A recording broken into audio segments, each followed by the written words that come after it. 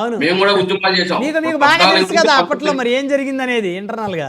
అదే బ్రహ్మనాయుడు గారు 14 నుంచి 19 వరకు తెలుగుదేశం పార్టీని గుక్క తిప్పుకోకుండా ఉద్యమాలు చేసినామే. మరి 2019 నుంచి 24 వరకు ఎందుకు హోదాను పక్కన పెట్టేశాము? ఎందుకు మోడో కాల్లో చేతులు పట్టుకుని ఎందుకు తాగలేకపోయినాము? అంతే. మా అవకాశవాద రాజకీయాలు చేస్తున్నారు. ఈ రోజు మాట తప్పము మడమ తిప్పము మాది బ్రాండ్ మాది ఇది అని చెప్పుకోవడం కాదు. మరి సిపిఎస్ ఉద్యోగస్తులను కూర్చోబెట్టి 15 రోజులు సిపిఎస్ విధానాన్ని మేము రద్దు చేస్తాము అని చెప్పారే.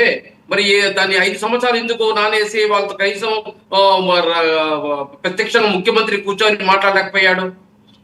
వీళ్ళు చెప్తారు మళ్ళీ హామీల గురించి అవినీతుల గురించి.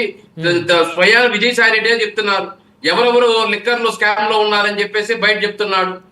మళ్ళీ వీళ్ళు అవినీతి గురించి మాట్లాడతారు, అదే విధంగా ఏదైతే హామీల గురించి మాట్లాడతారు, రాజకీయాల గురించి విమర్శిస్తారు.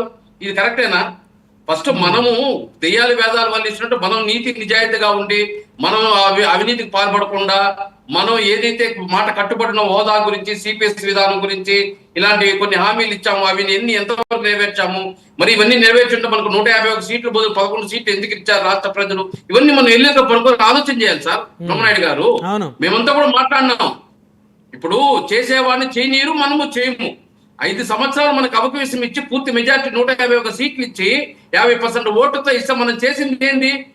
అధికార పక్షాన్ని ఎవరైనా విమర్శిస్తే వాళ్ళని బూతులు తిట్టడం, వాళ్ళు జైలు పెట్టడం తప్ప ఇంకేం చేసాం మనము? అభివృద్ధి చేశామా? లేదా బటన్ నొక్కి సంక్షేమం నొక్కాము. ఆ సంక్షేమం ఎవరు అర్హులకు పోయిందా అనర్హులకు పోయిందా?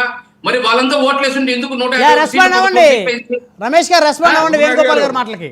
బ్రహ్మనాయుడు గారు చెప్పడానికి కూడా ఇది ఉండాలి.